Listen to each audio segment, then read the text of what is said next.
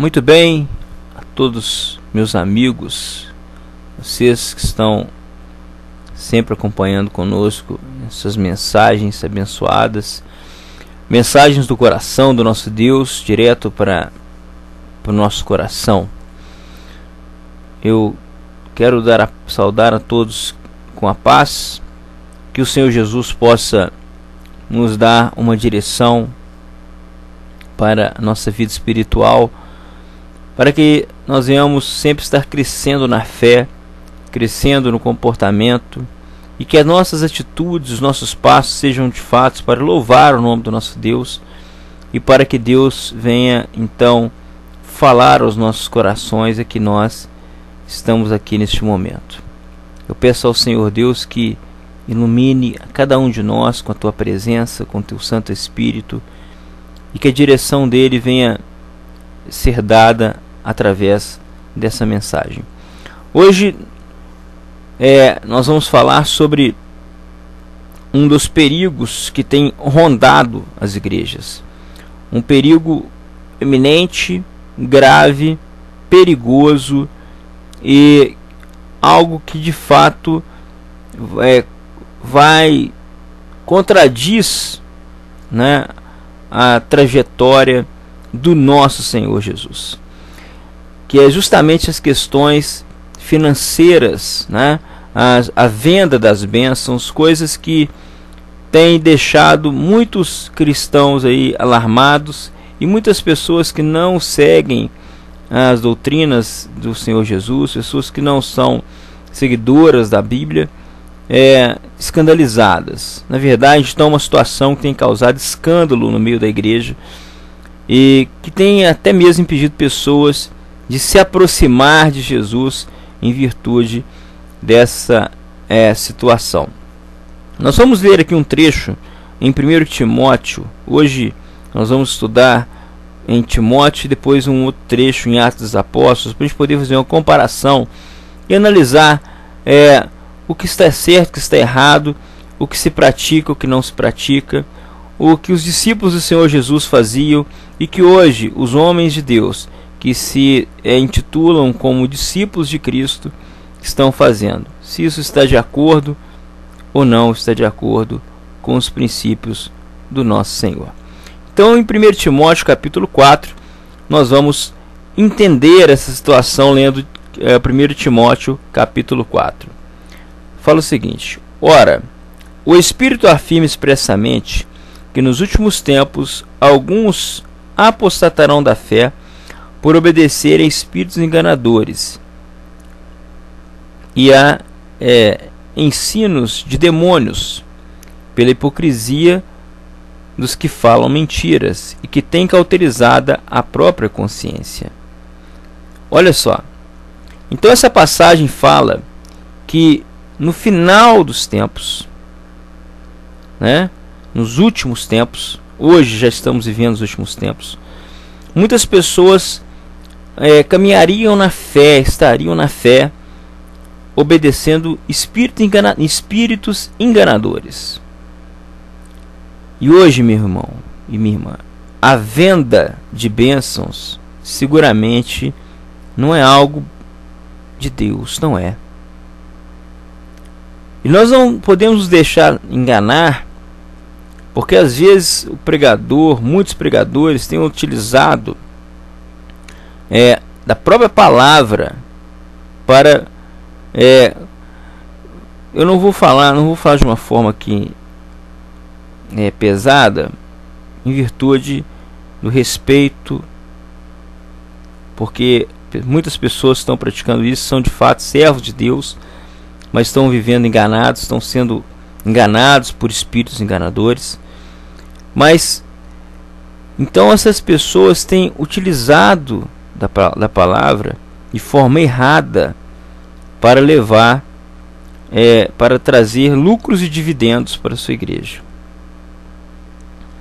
Muitos usam até a desculpa de que isso é para abençoar a vida da pessoa. A pessoa tem que dar para receber. A única coisa que nós precisamos dar para receber, meu irmão, minha irmã, é o nosso coração. Porque se eu dou o meu coração para Deus, eu estou doando a Ele o meu bem maior. E quando eu dou o meu coração a Deus, eu estou doando para que Deus venha então cuidar dele. Na verdade, eu não estou fazendo algo que eu não vou ter de volta. Você dá o coração para Deus, Deus te devolve ele limpo, puro. Mas enfim, isso é um assunto para outro dia, de um coração puro. Vamos deixar para um outro dia, o Espírito Santo nos esperar, porque hoje o Espírito Santo vai falar de fato dessa situação, eu não queria usar esse termo, mas criminosa dentro da igreja do Senhor Jesus. Criminosa. Bom, primeiro, até a vinda do Senhor Jesus, era de fato necessário que um homem, para ser perdoado de seus pecados, que fizesse um sacrifício de animal. A Bíblia fala que o homem, quando tinha pecados, procurava um sacerdote, levava um animal até o sacerdote impunha a mão sobre a cabeça do homem e a outra mão sobre a cabeça do animal.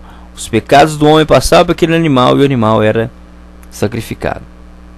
Isso hoje não acontece mais, porque o Senhor Jesus veio e Ele se entregou na cruz por nós. Ele padeceu e morreu na cruz por nós. A Bíblia fala que quando o Senhor Jesus aspirou na cruz, o véu do santuário se abriu. Significa que o acesso a Deus, a Deus, do homem a Deus, ficou então fácil, aberto, através do sacrifício do Senhor Jesus. Então, se o Senhor Jesus já pagou, eu vou pagar de novo? Existe coerência nisso? Me explica. Você de repente é um estudioso, uma pessoa inteligente, tem coerência nisso? Jesus já pagou o preço, e aí? Mas aí tem pessoas que têm usado a palavra de Deus e vão até querer rebater o que eu estou falando usando a própria palavra. Mas eu vos digo, o diabo, ele conhece muito mais a palavra de Deus que qualquer um de nós. Tanto é que quando ele tentou o Senhor Jesus no deserto, ele usou a própria palavra. Para você ver que ele tem habilidade com a palavra de Deus. Então, ou seja, vamos entender uma coisa. Eu não estou falando aqui de palavras isoladas.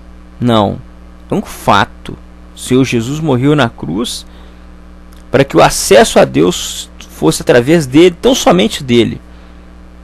Então, dar oferta, fazer propósitos de enviar dinheiro, é tudo conversa fiada, apostasia dos últimos tempos. Vamos ver como os discípulos agiam. Não está muito claro ainda, eu acho que você está equivocado, a Bíblia fala isso, mas tem testemunho na igreja tal disso, Vamos ver o que a palavra de Deus fala disso. Vamos lá em Atos dos Apóstolos, capítulo 3. Diz o seguinte: Pedro e João, discípulos do Senhor Jesus, Pedro e João, discípulos de Jesus, subiam ao templo para a oração da hora nona. Era levado um homem coxo de nascença, o qual punha diariamente à porta do templo, chamada Formosa, para pedir esmola aos que entravam. Vendo ele a Pedro e a João, que ia entrar no templo, implorava que lhe dessem uma esmola. Pedro, fitando-o juntamente com João, disse: Olha para nós. Ele os olhava atentamente, esperando receber alguma coisa. Pedro, porém, disse: Não possuo nem prata nem ouro, mas o que tenho, isso te dou. Em nome do Senhor Jesus, em nome de Jesus Cristo, o Nazareno, anda. E tomando pela mão direita, o levantou. Imediatamente os seus pés e tornozelos e firmaram. De um salto, deu um salto, se pôs em pé, passou a andar e entrou com eles no templo. Olha bem o que Pedro disse: eu não possuo prata nem ouro. Os discípulos do Senhor Jesus, que olha, pode falar o que for, mas os discípulos do Senhor Jesus andavam com ele, andaram com ele, em carne e osso. Eles andavam com o Senhor Jesus e aprenderam com o Senhor Jesus que o discípulo, ele não ajunta riquezas aqui na terra. Tudo que eles recebiam era para manter o curso deles, manter a missão. Eles andavam por cidades, comiam, bebiam, mas o sustento que eles conseguiam era no dia a dia. Então aqui nós temos dois pontos interessantíssimos. Primeiro, eles relatando que não tinha prata nem ouro, não possuía. Eu não possuo prata nem ouro. E outra, ele fitou o olho e disse: levanta. E não falou: olha, você vai fazer o seguinte, vai subir lá, entrar lá dentro lá do templo e vai colocar lá 200 ciclos de moeda lá e você vai andar. Não. Eles não falaram isso. E o que eu tenho vos dou. Será que eu estou falando alguma bobagem aqui, meu amigo? É importante salientar que vai chegar o dia em que aquele ladrão e salteador de almas será colocado diante do juiz. E o juiz está vendo tudo que está acontecendo aqui nessa terra. Então, meus amados, não se deixe levar pelo espírito enganador. Dízimo e oferta nós temos que dar para manter a obra de Deus, para manter os homens de Deus pregando nas igrejas, fazendo visitas aos hospitais, etc. Indo de cidade em cidades pregar o evangelho.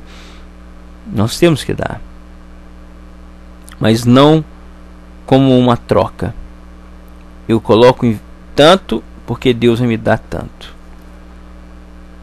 Eu vou levar uma oferta porque eu amo a Deus. Aí sim. Vou pagar o meu dízimo porque eu sou fiel, porque Deus é fiel comigo. Aí sim. Agora, fazer disso uma feira não dá. Não dá. Lembrando que o Senhor Jesus, quando chegou no templo e viu os homens, os mercadores, fazendo mercado dentro da igreja, ele jogou as mesas no chão e disse o seguinte: minha casa não é casa, casa de meu pai não é casa de comércio, é casa de oração. Casa de oração. Então, meu amigo, minha amiga, chegou a hora de parar com essa palhaçada. Chegou a hora de acabar com essa situação de extorsão da fé. O Senhor Deus, ele existe, ele é soberano. O Senhor Jesus veio e hoje ele reina. O Espírito Santo está na terra, atuando dentro do coração do homem. Então chegou a hora de acabar com essa palhaçada.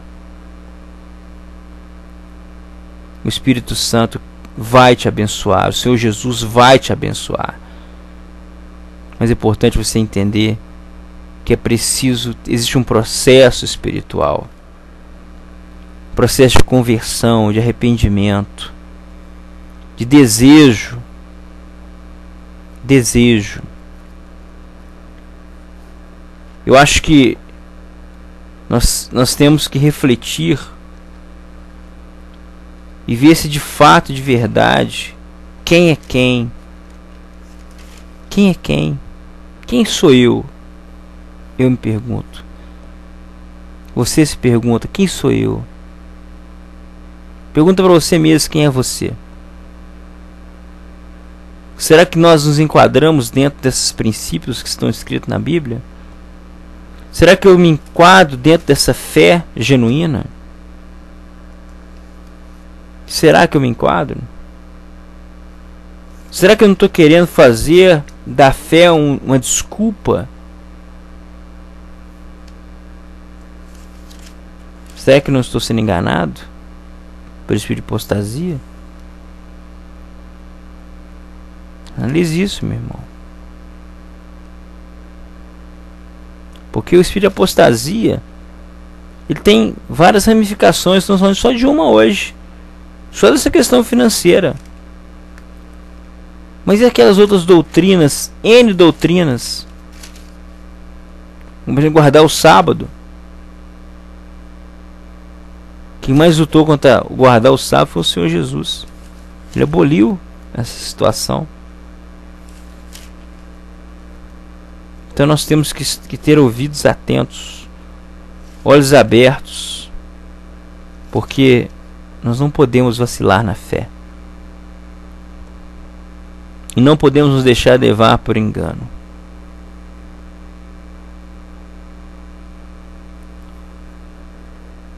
Eu encerro essa mensagem, meus irmãos, desejando a todos a paz e que o Senhor Jesus derrame a prosperidade dele no seu coração. E prosperar não é só financeiramente, prosperar na sua saúde, na sua vida espiritual, sobretudo na sua vida espiritual. Essa é a verdadeira prosperidade. A alegria, a paz, o amor, a fraternidade. Tudo isso é prosperidade. Boa noite, meus irmãos. Até a próxima. E a paz.